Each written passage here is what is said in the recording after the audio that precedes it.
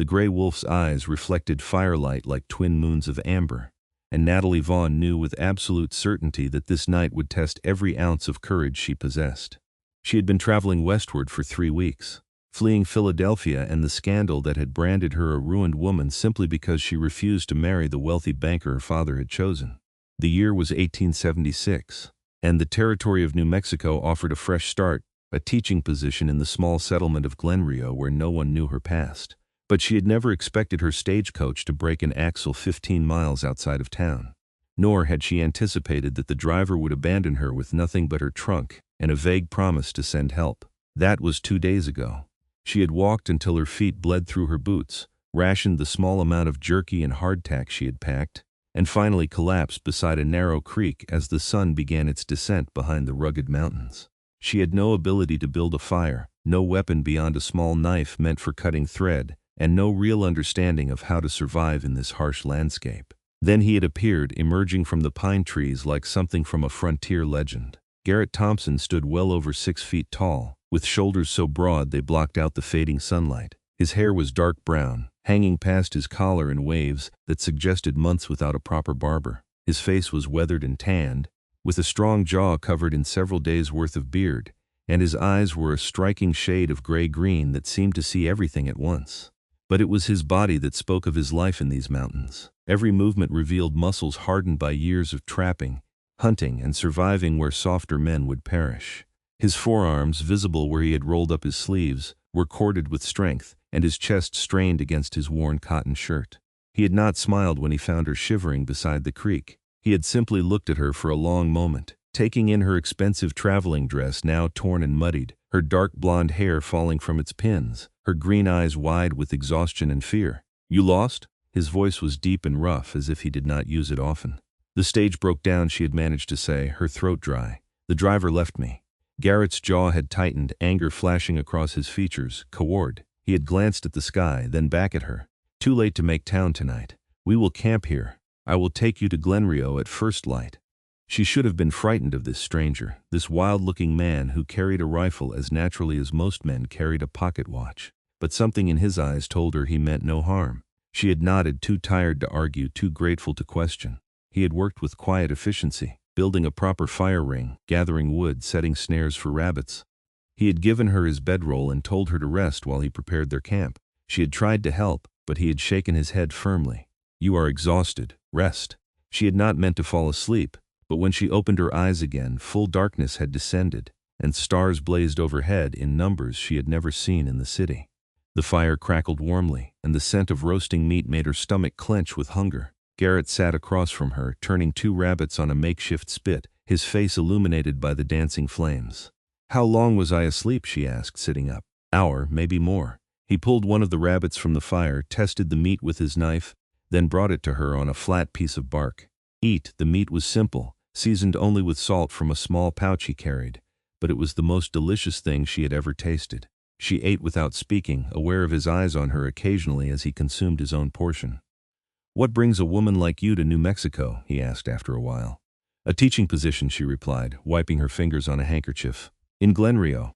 I am supposed to start at the schoolhouse next week." He nodded slowly. "Town needs a teacher. Last one married a rancher and moved north. You know Glen Rio well? I bring furs and meat there. Trade for supplies." He poked at the fire with a stick. "I live about 20 miles northeast, up in the high country. Alone." The word was final, suggesting no desire for further questions on that topic. Natalie had wrapped her arms around herself, suddenly aware of how cold the night had become outside the fire's circle of warmth. Garrett noticed immediately. He rose, retrieved a heavy wool blanket from his pack and draped it over her shoulders without comment. "Thank you," she said softly, "for all of this. I do not know what would have happened if you had not found me."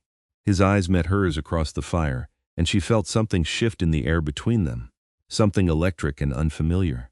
"Nothing good," he said quietly. That was when they heard the first howl. Garrett's head snapped toward the sound, his entire body going still in a way that reminded Natalie of a hunting cat. Another howl answered the first, then another, coming from different directions. The sounds were eerie and wild, echoing off the canyon walls. "Wolves?" Natalie whispered, her heart beginning to pound. "Yes." Garrett stood smoothly, reaching for his rifle. "A pack. They have been tracking us, likely since before dark." Terror flooded through her. "What do we do?" Stay close to the fire, do not run, do not show fear. He checked his rifle, then added more wood to the flames, building them higher. They are curious, but fire should keep them back. Should. Her voice cracked slightly on the word. He looked at her then, really looked at her, and his expression softened just slightly. I will not let anything happen to you. You have my word.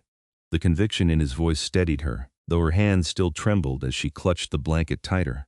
More howls pierced the night, and now she could hear other sounds. The rustle of movement in the brush, the crack of a twig, the soft pad of paws on earth. Then she saw them. Eyes in the darkness beyond the firelight, catching and reflecting the flames. One pair, then three, then six. They were circling, she realized with mounting horror. The wolves were surrounding their camp. Garrett moved with deliberate calm, positioning himself between Natalie and the largest concentration of eyes. Move behind me, he said quietly. Stay at my back. She obeyed without hesitation, rising and stepping close to him. Even through her fear, she was aware of the solid strength of his body, the heat radiating from him, the way his muscles tensed as he tracked the wolves' movements. How many? She breathed. Maybe 10. He raised his rifle slightly, not aiming but ready. Big pack, probably struggling to find food. Drought hit the deer population hard this year. A massive gray wolf stepped into the edge of the firelight, its lips pulled back to reveal white fangs. It was larger than any dog Natalie had ever seen, with a thick coat and intelligent, calculating eyes. The wolf stared directly at Garrett, and for a moment, man and beast seemed to be measuring each other. Do not move, Garrett murmured. Let him decide. We are not worth the trouble. But even as he spoke, another wolf appeared on their right, then another on their left. They were testing, Natalie realized, looking for weakness, for an opening. Her breath came in short gasps, and she pressed closer to Garrett's back, feeling the reassuring solidity of him. I need to feed the fire, Garrett said quietly. When I move, you move with me. Stay at my back. All right. Her voice was barely audible. He stepped sideways toward the woodpile he had gathered earlier, and she matched his movement, keeping close. The wolves' eyes tracked them, and one of the animals took a step forward, then another. Garrett grabbed a large piece of wood and tossed it onto the fire. Sparks exploded upward, and the wolves nearest the flames jumped back, growling.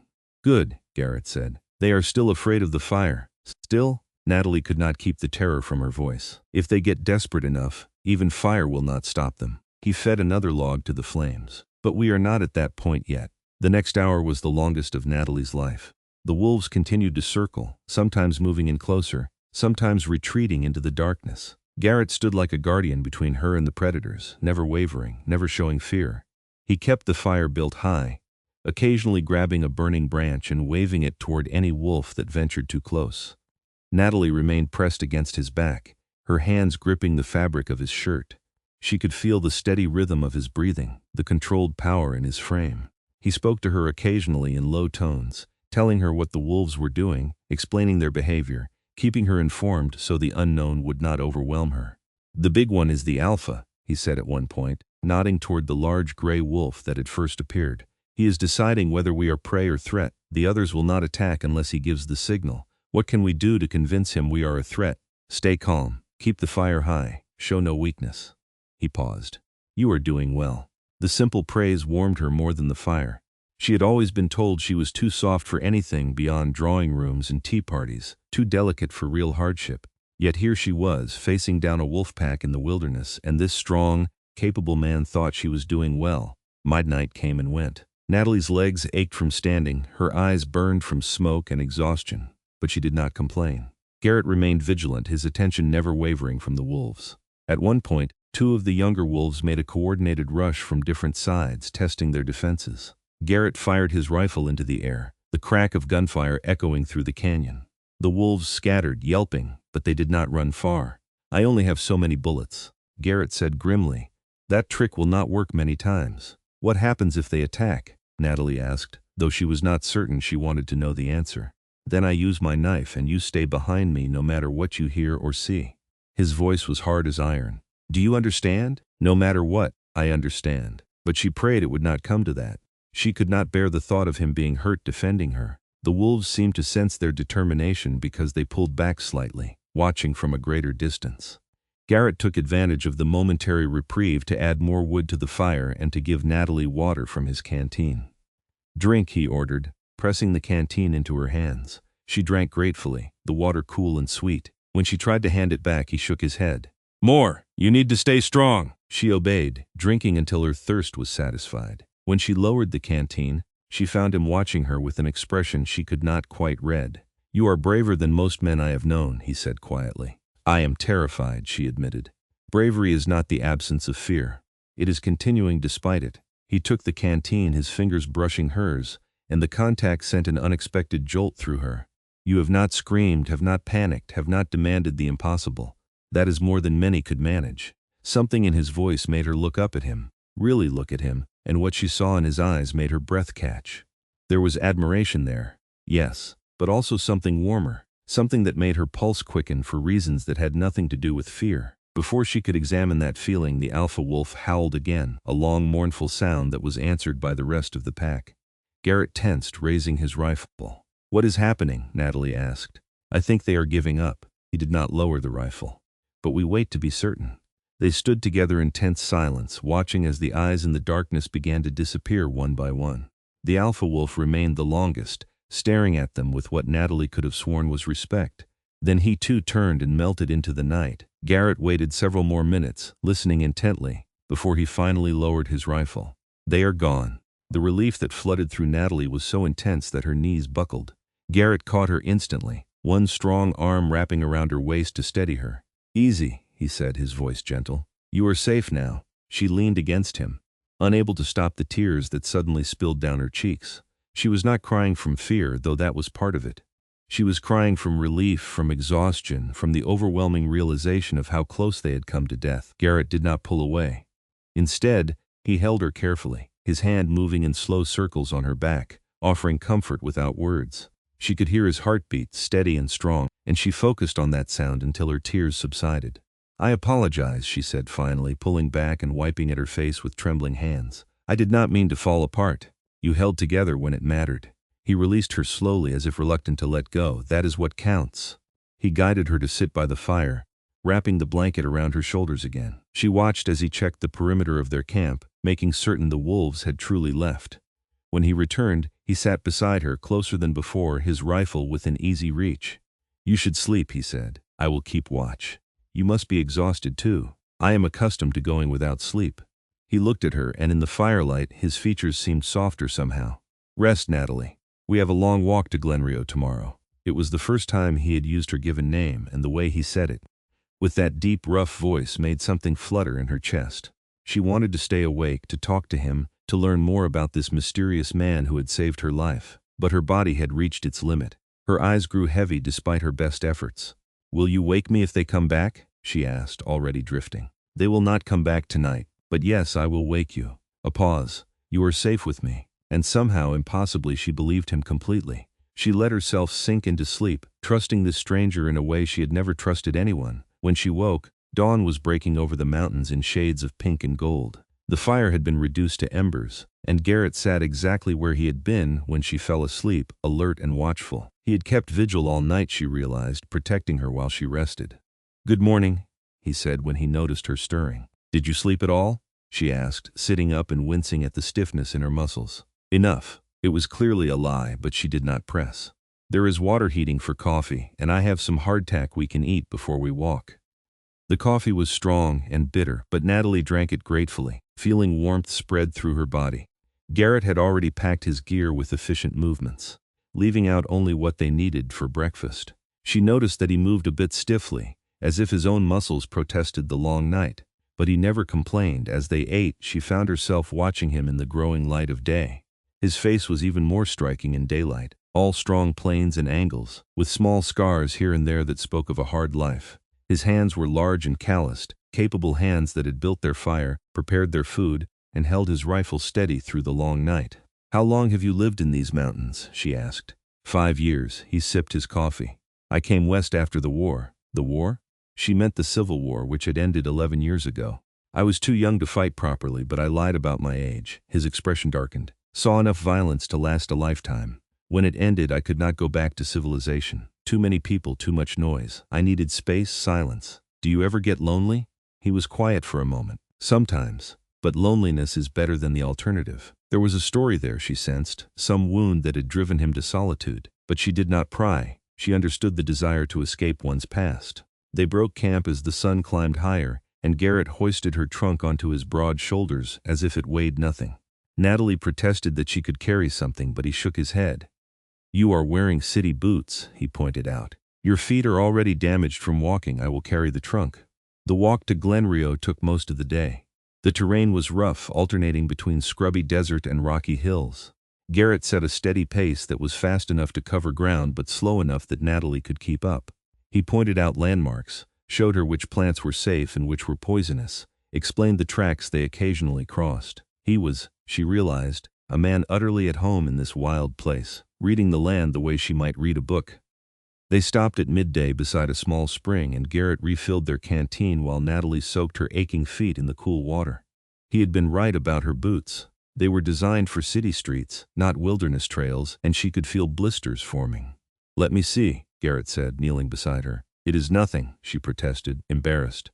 "Let me see," he repeated, and there was quiet command in his voice. Reluctantly, she allowed him to examine her feet. His touch was surprisingly gentle as he checked the blisters, his calloused fingers careful against her skin. "These will get worse before we reach town," he said. "I have salve that will help."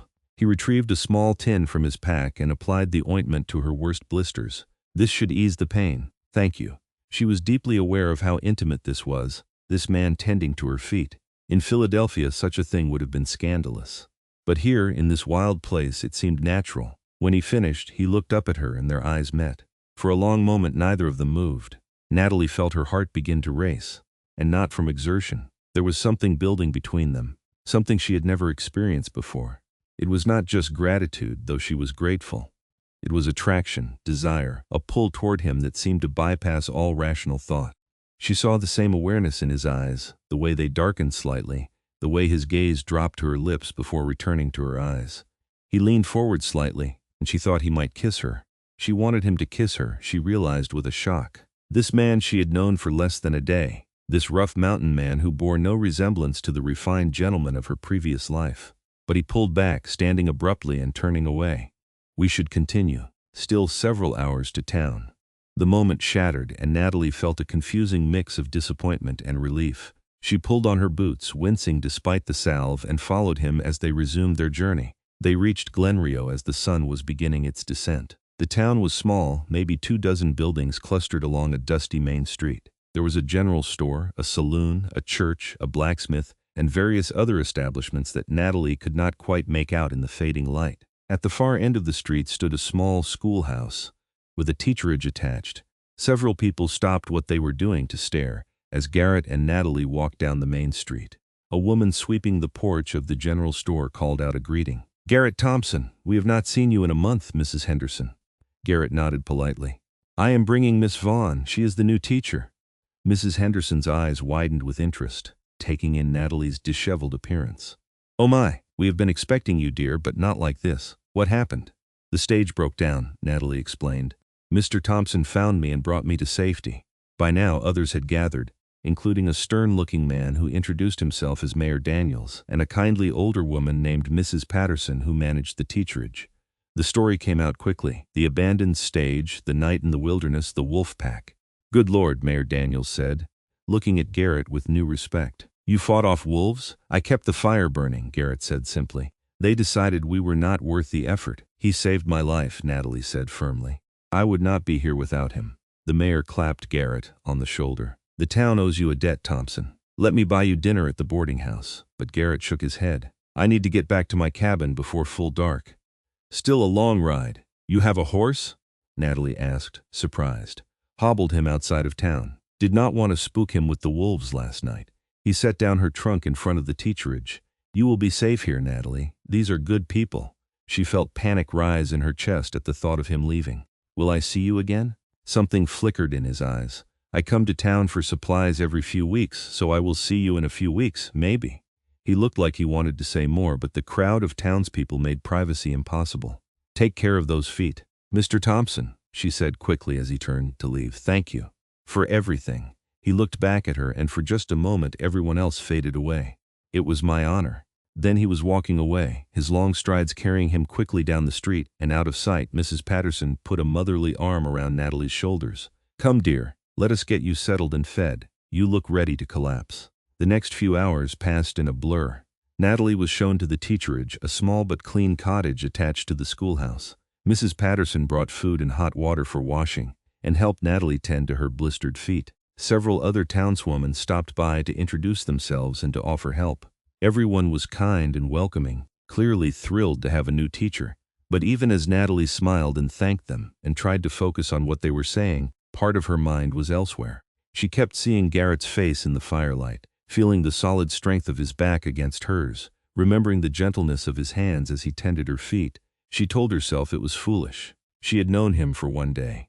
He was a mountain man, a recluse who preferred isolation to society. She was here to teach, to build a new life, not to pine after an impossible man. But when she finally lay down in her new bed that night, exhausted and aching, it was Garrett's face she saw before sleep claimed her. The days that followed were busy ones. Natalie threw herself into preparing for the school term, which would begin the following Monday. The schoolhouse was in decent condition but needed cleaning and organizing. Several of the townsmen built new desks and benches. The women donated books and supplies. Natalie met her future students, ranging in age from 6 to 15, and their parents, who were universally grateful that their children would have proper schooling. Glen Rio was a small but thriving community. The railroad had come through several years earlier, bringing commerce and opportunity. Most of the men worked for the railroad or ranched cattle in the surrounding areas. The women managed households, raised children, and ran small businesses. Everyone knew everyone else, and while there was the usual small-town gossip, the people seemed genuinely kind and supportive. Natalie liked them. She liked the simple honesty of frontier life, so different from the complicated social games of Philadelphia society. Here, people said what they meant and meant what they said. Hard work was valued above fancy manners, and character mattered more than wealth. But as much as she was settling into her new life, she could not stop thinking about Garrett. She found herself watching the road that led to the mountains, hoping to see a familiar figure riding into town. She asked casual questions about him, learning that he was well respected despite his hermit tendencies, that he always dealt fairly in trade, and that he had helped several families during emergencies over the years. "He is a good man," Mrs. Henderson told her one afternoon as Natalie shopped for supplies. "Keeps to himself mostly, but he has a good heart. There was a fire 2 years ago at the Wilson Ranch. Garrett rode all night to help fight it, saved their barn and livestock." "Why does he live alone in the mountains?" Natalie asked. Mrs. Henderson sighed. "Some men are damaged by what they have seen and done. The war changed a lot of boys into hard men. Garrett found peace in solitude, I suppose. Though it is a shame, he would make some woman a fine husband." The words sent a flush through Natalie's cheeks, and Mrs. Henderson noticed her eyes twinkling. "Oh my, has our handsome mountain man caught your eye, dear?" "I barely know him," Natalie protested. "Sometimes knowing happens fast." Mrs. Henderson patted her hand. "My Henry proposed after courting me for 2 weeks. We were married for 43 years before the Lord took him. Sometimes the heart knows before the head catches up." Natalie thought about those words as she walked back to the teacherage. Was it possible to develop real feelings for someone so quickly, or was she simply infatuated with the romance of being rescued, mistaking gratitude for something deeper? She did not have answers, but she knew that whatever she felt, it was strong and persistent. 3 weeks passed. The school term began, and Natalie found herself loving teaching even more than she had anticipated. Her students were eager to learn, and she took joy in watching their faces light up when they mastered a new concept. She established routines, created lesson plans, and slowly became a true part of the Glen Rio community. But part of her heart remained in the mountains, wondering about the solitary man who had saved her life. Then, on a Saturday morning in late September, she saw him. She was hanging laundry behind the teacherage when she heard the distinctive sound of a horse's hooves. She looked up to see Garrett riding down the main street on a sturdy bay gelding, saddlebags bulging with furs and goods to trade. Her heart leapt into her throat. Without thinking, she dropped the wet sheet she was holding and hurried around to the front of the building. By the time she reached the street, Garrett had dismounted in front of the general store. He was tying his horse to the hitching post when she called out, "Mr. Thompson." He turned, and the expression that crossed his face when he saw her made her breath catch. It was surprise, yes, but also pleasure, unmistakable and genuine. "Miss Vaughn." He touched the brim of his hat. "How are you?" "I am well, very well." She walked closer, aware that she must look a mess in her simple work dress, her hair pulled back in a practical bun. "I was hoping you would come to town. I needed supplies." His eyes traveled over her face as if memorizing her features. "You look healthy. The feet healed?" "Completely. Your salve worked wonderfully." She clasped her hands together, suddenly nervous. How have you been? Has everything been well in the mountains? Quiet, peaceful. A pause. Lonely. The admission hung in the air between them, weighted with meaning. Natalie took a breath. Would you like to come to dinner tonight? At the teacherage? It is not much, but I have become a decent cook since arriving here. Mrs. Patterson has been teaching me. She saw surprise flash across his face, followed by something that looked like longing. But then his expression shuddered. I should not impose. It would not be an imposition. I would like to repay your kindness and to hear about your time in the mountains, please. She held his gaze. Unless you have another engagement. A hint of a smile tugged at his lips. I think you know I do not. Then you will come? He was quiet for a long moment, clearly warring with himself. Then he nodded. What time? 7 o'clock? I will be there. Natalie spent the rest of the day in a flurry of preparation. She wanted everything to be perfect. She made a venison stew using meat from the general store, baked fresh bread, and even attempted an apple pie with fruit Mrs. Patterson provided. She cleaned the small cottage until it gleamed, set the table with the simple dishes that had come with the teacherage, and picked wildflowers to place in a jar as a centerpiece. Then she bathed and dressed in her best remaining gown, a deep green that brought out her eyes. She took down her hair, brushed it until it shone, and then pinned it up in a softer style than her usual practical bun. She even applied a touch of rose water to her wrists and throat. When she looked in the small mirror above her dresser, she hardly recognized herself. Her cheeks were flushed with excitement, her eyes bright. She looked happy, she realized. Genuinely happy for the first time in months. The knock came precisely at 7. Natalie took a breath to steady her nerves and opened the door. Garrett stood on her doorstep, and she almost did not recognize him. He had bathed and shaved, revealing the strong lines of his jaw. His hair was still long but clean and brushed back from his face. He wore what were clearly his best clothes: dark trousers, a white shirt, and a vest that emphasized his broad chest and narrow waist. He held his hat in his hands, turning it nervously. Miss Vaughn, he said, his voice slightly gruff. Mr. Thompson, please come in. He stepped inside, ducking slightly to clear the doorframe, and looked around the small cottage. It is nice. You have made it a home. Thank you, please sit. She gestured to the table, and he settled into one of the chairs, which seemed too small for his large frame. Would you like water? Or I have coffee. Water is fine. She poured water for both of them, her hands trembling slightly. Now that he was here, she felt suddenly shy. What did one say to a man who occupied one's thoughts constantly? The stew smells good, Garrett offered, clearly feeling the same awkwardness. I hope it tastes good too. I am still learning frontier cooking.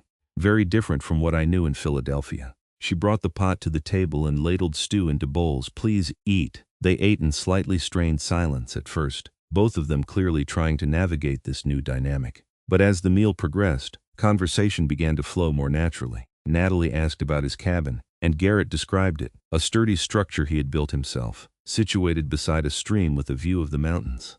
He talked about his traplines, the animals he hunted, the changing seasons in the high country. In turn, she told him about teaching, about her students and their progress, about the friendliness of the townspeople.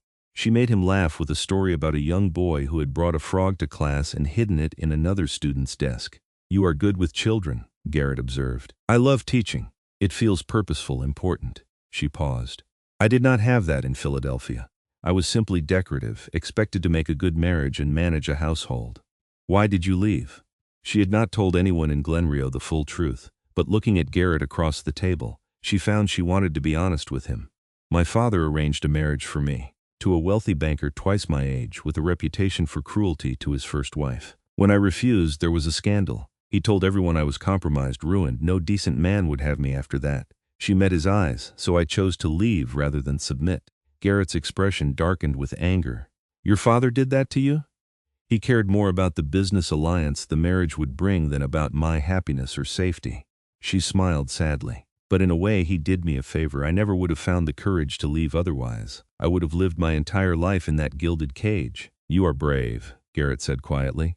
To start over alone, I think we are both brave in our own ways. You survived a war and chose solitude over a broken society.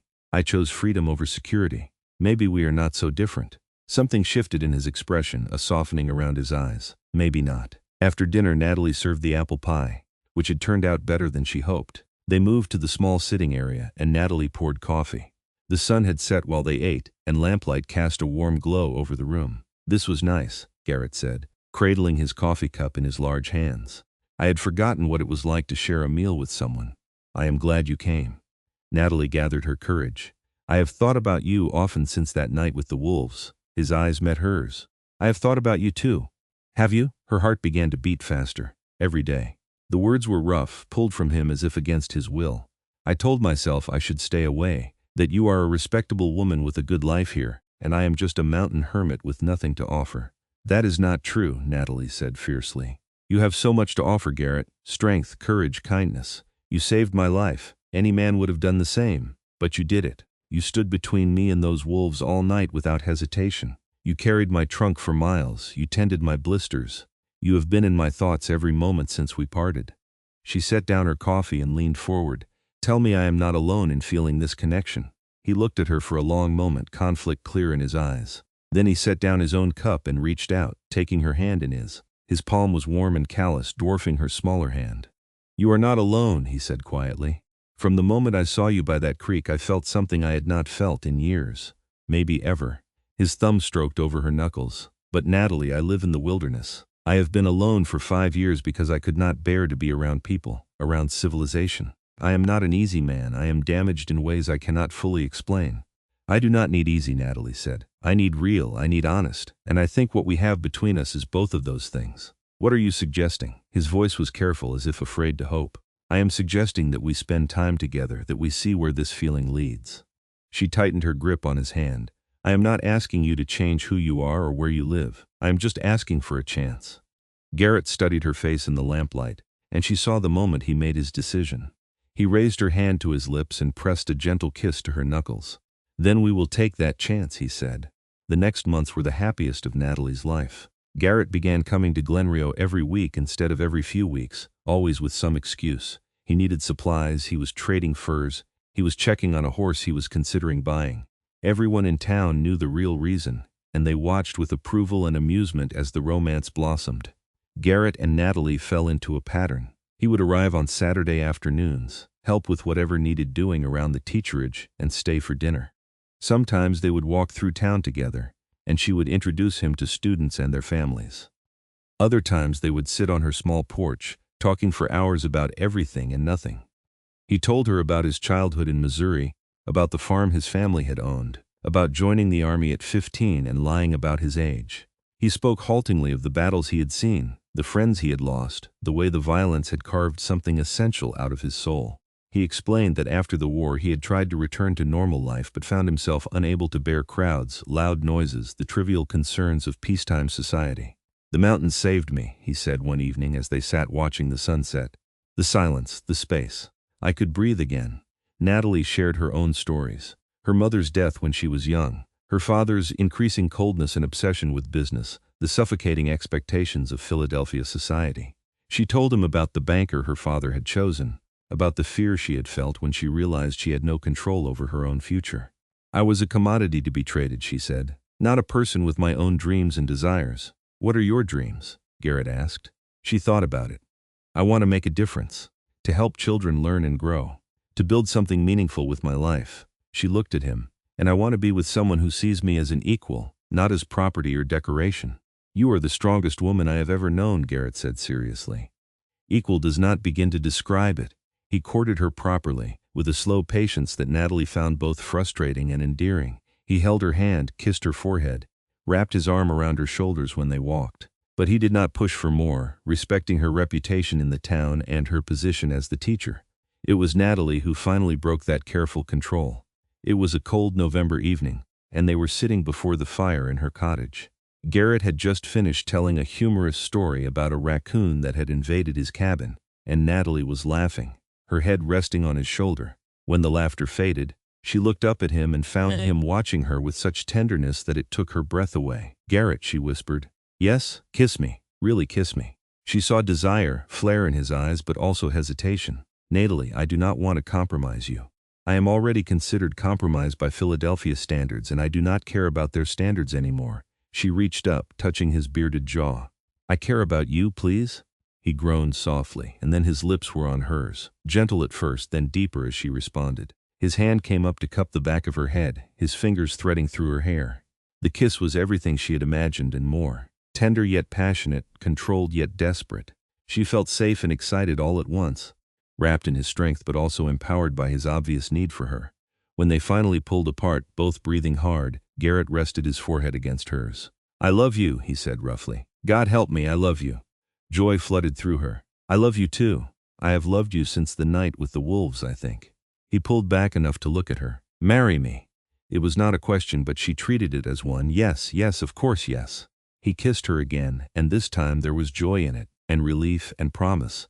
They were married in December, in the small church in Glenrio.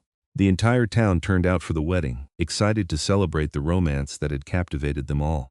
Natalie wore a simple ivory dress that Mrs. Patterson and several other women had helped her make, and she carried a bouquet of winter berries and evergreen. Garrett stood at the altar in a new suit, looking overwhelmed and happy and slightly terrified all at once. When Natalie walked down the aisle toward him, his expression transformed into pure wonder, as if he could not quite believe this was real. They spoke their vows in steady voices, promising to love and honor each other for the rest of their lives. When the minister pronounced them husband and wife, Garrett kissed her with such tenderness that several women in the congregation sighed. The celebration afterward was simple but joyful. There was music and dancing, food and laughter. Natalie danced with Garrett, who admitted he had not danced since before the war but was willing to try for her. They were terrible at it, stumbling over each other's feet, and they laughed until they were breathless.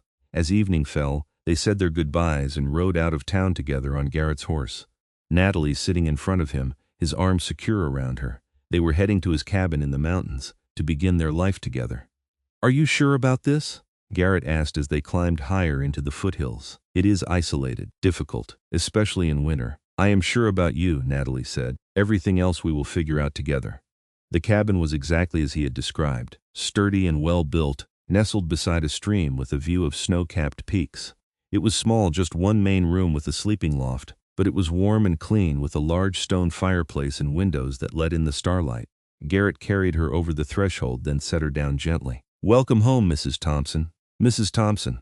The name sent a thrill through her. She turned to face him, reaching up to loop her arms around his neck. "Show me our home, husband." He did, pointing out the various features with endearing nervousness. The kitchen area he had built, the shelves for storing food and supplies, the ladder to the sleeping loft. But Natalie was only half listening. She was watching him, this strong, beautiful man who was now hers, and feeling anticipation build. When the tour was complete, Garrett turned to her. "I know you must be tired from the journey. I can sleep down here if you prefer." She stopped his words with a kiss. "I do not want you to sleep down here. I want you with me. I am your wife." Garrett. She saw desire and love war with concern in his expression. "I want to be gentle with you. I want this to be right. It will be right because we love each other." She took his hand and led him to the ladder. "Come with me." The loft was cozy, with a large bed covered in thick quilts and furs. Garrett lit a lamp and soft light filled the space. Natalie's heart was racing, but not with fear, with excitement, with love, with the desire to truly become one with this man. She turned her back to him. "Help me with my dress?" His hands were gentle as he worked the buttons, and she felt his breath warm against her neck. When the dress loosened, she stepped out of it, standing in her chemise and petticoats. She heard him inhale sharply. "You are so beautiful," he said, his voice rough. She turned to face him, reaching up to help him remove his jacket and vest. "You are beautiful too, so strong, so good."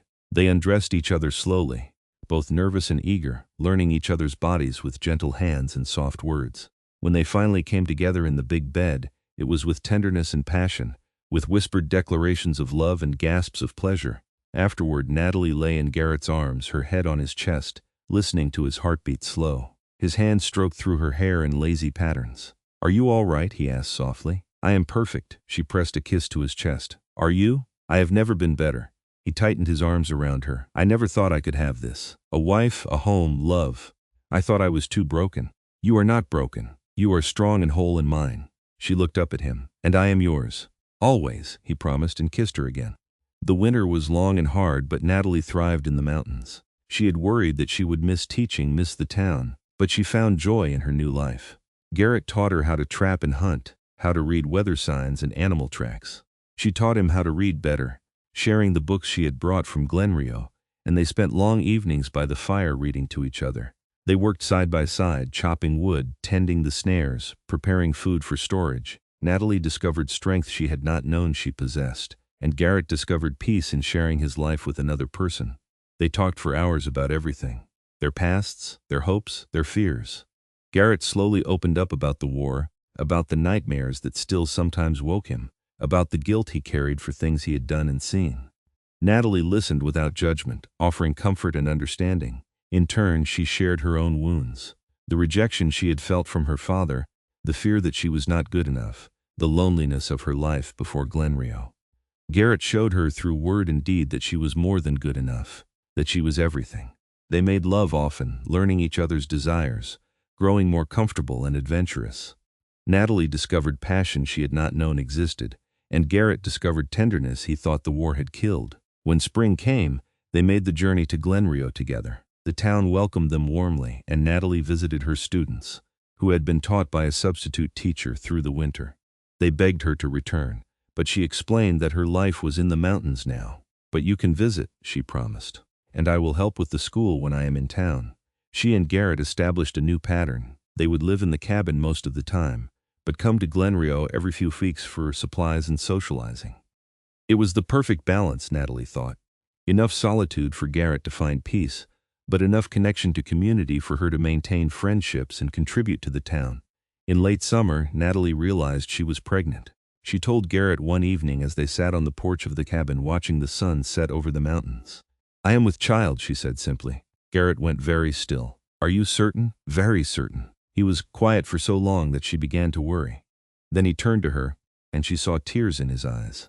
"I am going to be a father," he whispered. "Yes, are you happy?" Happy does not begin to describe it. He pulled her into his arms, holding her carefully as if she were made of glass. "A baby. Our baby. Are you frightened?" "Terrified," he admitted, "but also more excited than I have ever been." They made plans immediately. Garrett insisted they spend the last months of the pregnancy in Glenrio, where there was a doctor and experienced women to help with the birth. Natalie agreed, though she was sad to leave the cabin. They moved to town in late autumn, renting a small house near the teacherage. The townswoman rallied around Natalie, offering advice and help and gifts for the coming baby. Garrett found work helping the blacksmith and doing odd jobs, uncomfortable with being in town full-time but determined to provide for his growing family. The baby came in March, on a cold morning with snow falling softly outside. Natalie labored for hours and Garrett refused to leave her side despite the midwife's insistence that men should not be present for births. "I stood with her against wolves," he said firmly. "I will stand with her through this." When their son finally arrived, red-faced and wailing, Garrett cut the cord with shaking hands and then wept openly as Natalie held their child. "He is perfect," Natalie whispered, exhausted but glowing with joy. "Look at him, Garrett. We made him. What should we name him?" Garrett asked, gently touching the baby's tiny hand. Natalie thought of all they had overcome, all they had survived and built together. "I want to name him something strong, something that means hope and new beginnings." They named him Samuel after Garrett's father who had died in the war. Samuel Thompson came into the world in Glenrio, New Mexico, in 1877, surrounded by love and hope. They stayed in town until Samuel was 6 months old and strong enough for mountain life. Then they returned to the cabin, making modifications to accommodate a child. Garrett built a cradle and baby furniture with his own hands, working with a devotion that made Natalie fall in love with him all over again. Life in the mountains with a baby was challenging but rewarding. Samuel thrived in the clean air and quiet, growing strong and healthy. Natalie discovered motherhood suited her, and Garrett was a devoted father, gentle and protective with his son. They continued their pattern of spending most of their time in the mountains, but visiting Glenrio regularly. As Samuel grew, he became part of both worlds, wild and free in the high country, but also connected to the community in town. 2 years later, a daughter joined their family. They named her Grace, for the grace that had brought them together and seen them through hardship.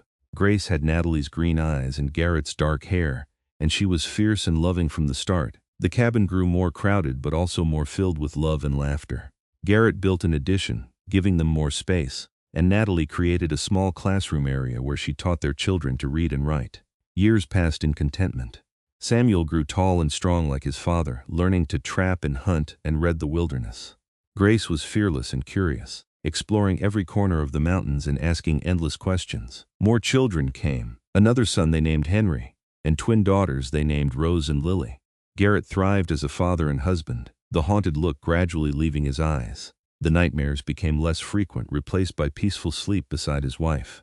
He laughed more, smiled more, opened his heart in ways he never thought possible. Natalie found purpose and joy in her life in the mountains. She missed teaching sometimes, but she was teaching her own children, and that felt right. She was building a legacy, a family, a life of meaning. On their 10th anniversary, they stood together on the porch of the cabin, watching their children play in the meadow below. Samuel was 12 now, helping his younger siblings build a fort from fallen branches. Grace was 10, directing the operation with fierce determination. Henry was 8, struggling to keep up with his older siblings. The twins were 6, giggling and getting in everyone's way. "Do you ever regret it?" Garrett asked, his arm around Natalie's waist. "Giving up your teaching career in town? Living out here instead of in civilization?" Natalie leaned into him, watching the sun paint the mountains gold. "Never, not for a single moment. This is where I belong. With you, with our children, in these mountains." "I love you," Garrett said, as he did every day. "More than I thought it possible to love anyone." "I love you too." She turned in his arms to face him. "Thank you for keeping the fire that night, for keeping me safe, for giving me this beautiful life. Thank you for being brave enough to walk into the wilderness and to stay." He kissed her softly. "You saved me, Natalie. I was just surviving before you. Now I am living." Below them, Samuel called out that the fort was finished, and the younger children cheered. Grace immediately began organizing a game, her voice carrying on the mountain air. "We should go help them," Natalie said, though she made no move to leave Garrett's embrace. In a moment, he held her closer. "I want to remember this. You and me, our children happy and healthy, the mountains at peace. This is everything I never knew I wanted." "It is everything," Natalie agreed. They stood together for a few more precious moments. Two people who had found each other against all odds, who had built a love strong enough to weather wolves and wilderness and the challenges of frontier life.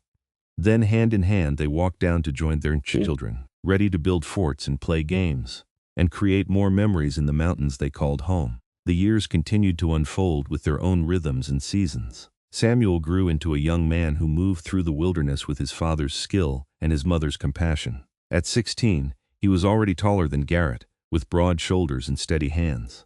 He helped his father with the trap lines and protected his younger siblings with fierce devotion. Grace remained headstrong and brilliant, reading every book Natalie owned and demanding more. She had her mother's love of learning and her father's courage, a combination that suggested she would do remarkable things. She talked of becoming a teacher herself, or maybe a doctor, dreams that Natalie encouraged even as she wondered how her mountain daughter would adapt to the wider world. Henry was quieter than his siblings, with an artist's soul. He loved to draw the mountains and animals, capturing their beauty with pieces of charcoal on any surface he could find. Garrett built him a small desk by the window where the light was best, and Natalie saved precious paper for his sketches. The twins, Rose and Lily, were inseparable and mischievous, always getting into some adventure or trouble. They climbed trees higher than they should, waded in streams colder than was safe, and convinced each other to take risks that gave their parents gray hairs. But they were also loving and loyal, fierce protectors of each other and their family. Garrett and Natalie watched their children grow with pride and occasional terror, knowing that each year brought them closer to the time when the children would make their own paths. But for now, they were all together, a tight-knit family unit in their mountain sanctuary. The town of Glenrio continued to grow over the years, becoming more prosperous as the railroad brought commerce and people. New businesses opened, more families settled, and the school expanded. Natalie sometimes helped the town's teacher when they visited, sharing lesson plans and teaching methods, finding satisfaction in contributing even from a distance. The townspeople remained fond of the Thompson family, always welcoming them warmly when they came for supplies or special occasions. The children had friends in town, other young people they looked forward to seeing. It gave them the best of both worlds, the freedom and beauty of mountain life, and the social connections of community. When Garrett turned 40 and Natalie 36, they took stock of their life together and marveled at all they had built. The scared woman by the creek and the isolated mountain man had created a family, a home, a legacy of love. "I want to show you something," Garrett said one spring morning. He led Natalie to a spot they had never explored before, deeper into the mountains. They hiked for hours, climbing higher and higher, until they emerged in a hidden valley that took Natalie's breath away. It was a perfect bowl of green meadow surrounded by towering peaks, with a crystal stream running through the center and wildflowers carpeting the ground. The beauty was so pristine, so untouched, that Natalie felt tears spring to her eyes. "I found this last year," Garrett said. "I have been coming here sometimes just to think, to be grateful." He took her hand. This valley reminds me of what you brought into my life, beauty and peace and color. Before you, everything was gray. You made the world bright again." Natalie turned to him, her heart overflowing. "You gave me freedom, the freedom to be myself, to build a life on my own terms. You never tried to change me or control me. You just loved me." "Always," he promised, pulling her close. "Until my last breath and beyond." They made love there in the meadow, surrounded by wildflowers and mountain silence, celebrating 16 years of marriage and the deep abiding love that had only grown stronger with time. When Samuel turned 18, he announced his intention to start his own trapline, to build his own cabin in a valley 10 miles from theirs. Natalie's heart broke a little at the thought of her eldest leaving, but she also understood. He was a man now, ready to make his own way. Garrett helped him build the cabin, teaching him the skills he would need to survive on his own. It was a bittersweet time, watching their son become independent, but also proud. "He is so much like you," Natalie said one evening, watching Garrett and Samuel work together on the cabin's roof. "Strong and capable and good. He has your heart," Garrett replied. "That is what will make him a good man." Grace surprised everyone by announcing at 17 that she wanted to attend a teaching college back east.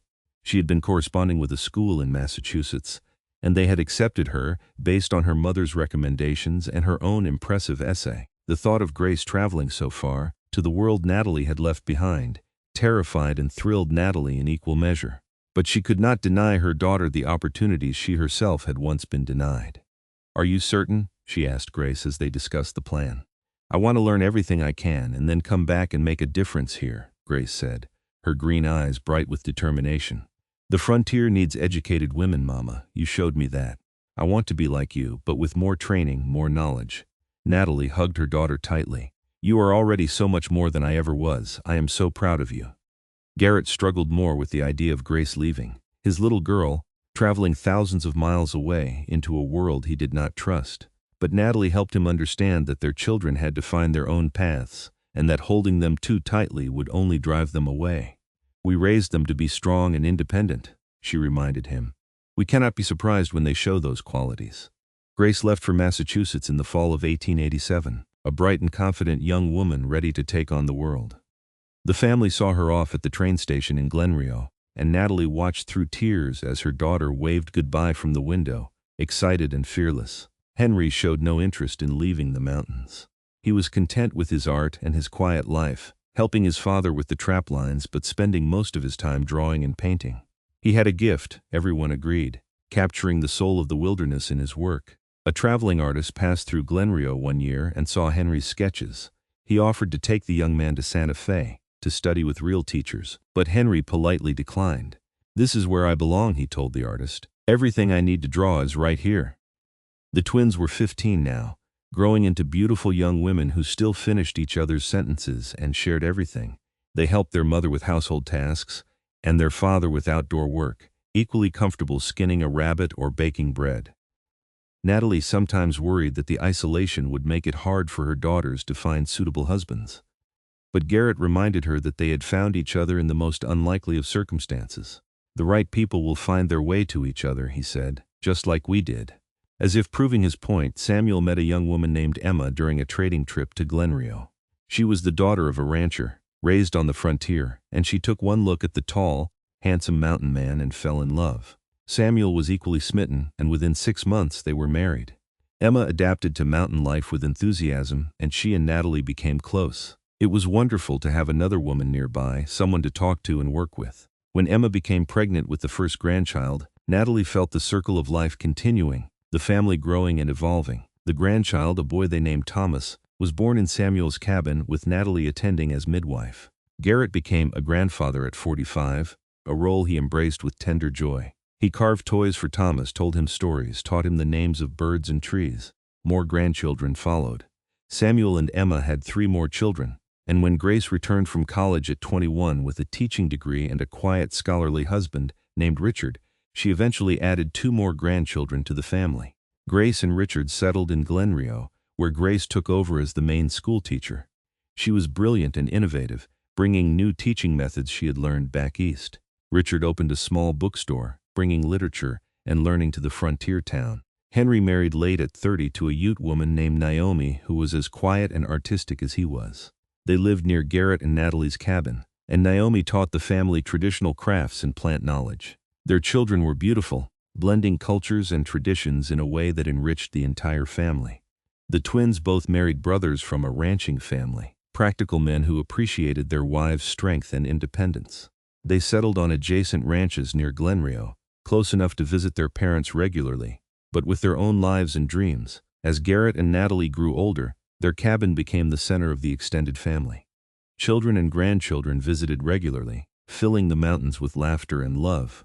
Sunday dinners became tradition when the weather allowed, with 3 generations gathering around tables laden with food and stories. Garrett, now in his 60s, moved a bit slower but remained strong and capable. His hair had gone silver, and his face was deeply lined, but his eyes were still that striking gray-green, and they still lit up every time he looked at Natalie. Natalie, in her late 50s, had silver threading through her dark blonde hair and laugh lines around her eyes. She was still beautiful, Garrett told her often, more beautiful than the young woman by the creek, because now her beauty was layered with wisdom and experience, and the deep contentment of a life well lived. They still took walks together every evening when weather permitted, still sat on their porch watching the mountains, still made love with the tenderness of long familiarity. Their love had deepened over the decades, becoming something rich and unshakable.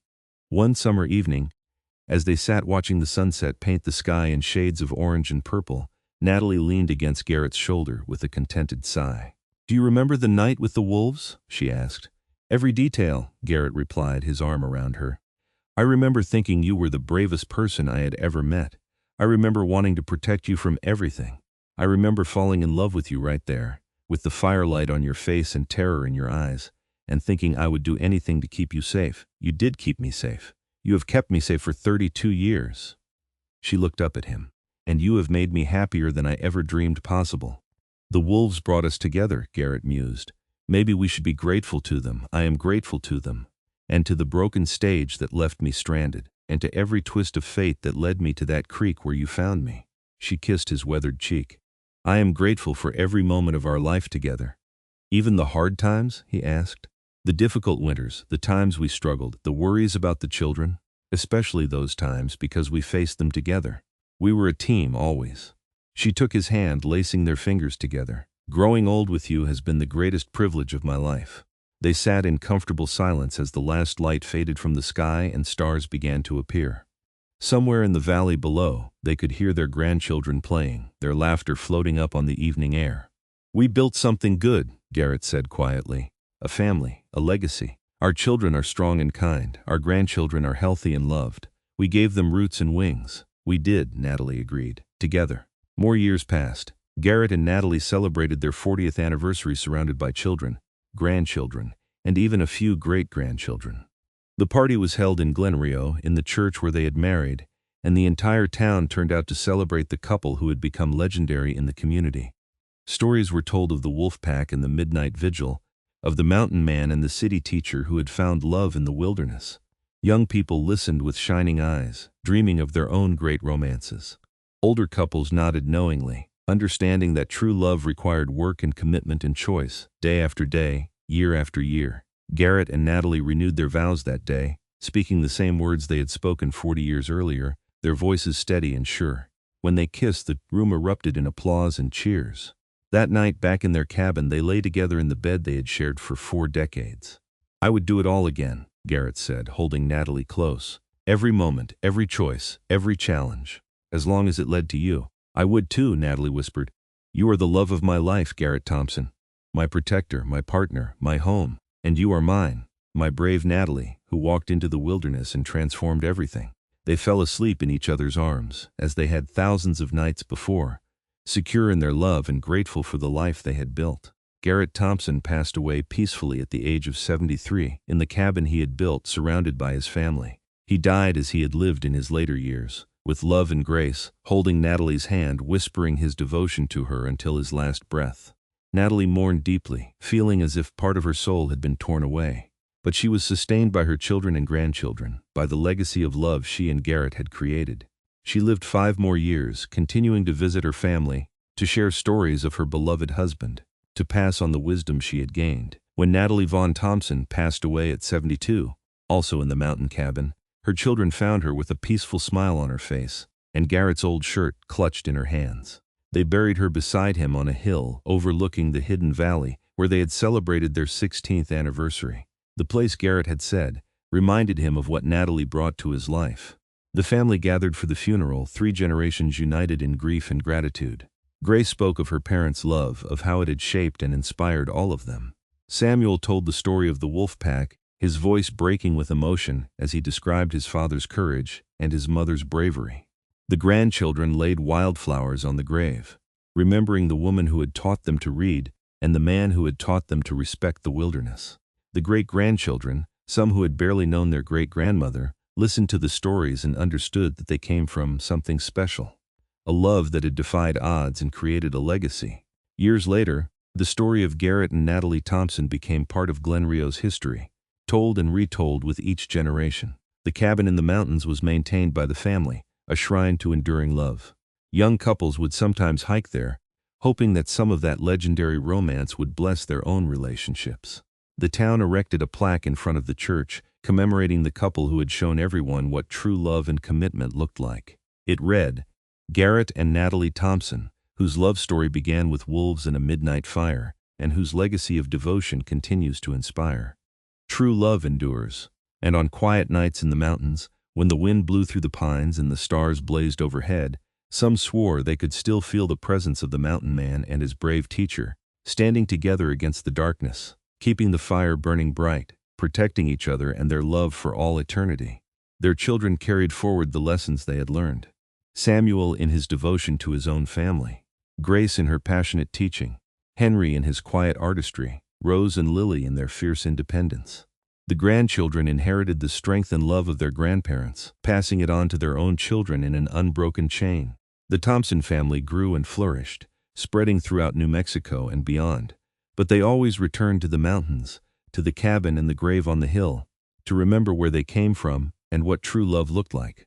The wolf pack had circled their camp at midnight, and the mountain man had kept the fire burning and kept her safe behind his back.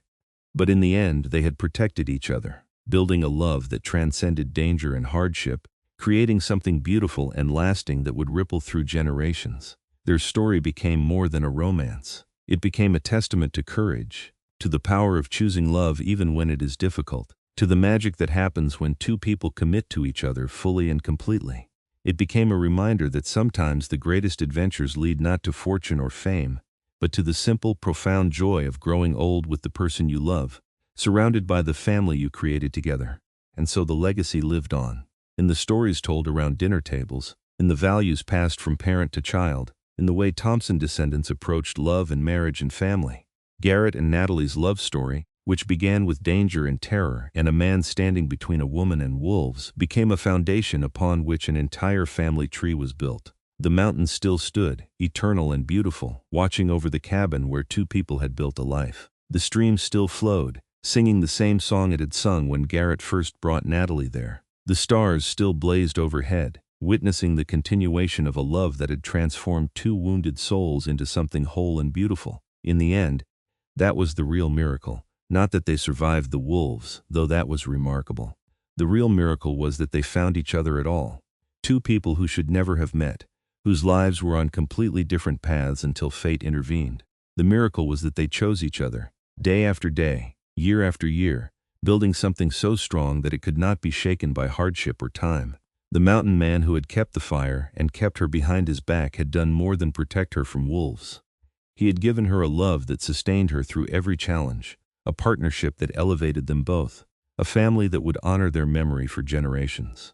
And the city teacher who had been brave enough to face wolves and wilderness had given him something equally precious: the courage to love again, to open his wounded heart, to believe that life could be beautiful and meaningful, to transform his lonely existence into a rich and full life surrounded by love. Together they had created something extraordinary out of an ordinary moment of danger. They had taken terror and transformed it into love. They had taken loneliness and built connection. They had taken 2 broken people and made them whole. That was their legacy, more valuable than gold or land or fame. They had loved deeply, lived fully, and left behind a family that would carry their story forward, ensuring that the mountain man and the teacher who fell in love under a midnight sky full of wolf calls would never be forgotten. And in the mountains of New Mexico, where the wind still whispers through the pines and the streams still sing their ancient songs. The spirit of that love remains, as enduring and eternal as the peaks themselves, a beacon of hope and inspiration for all who hear the story of the night. The wolves circled their camp, and the mountain man kept the fire burning bright.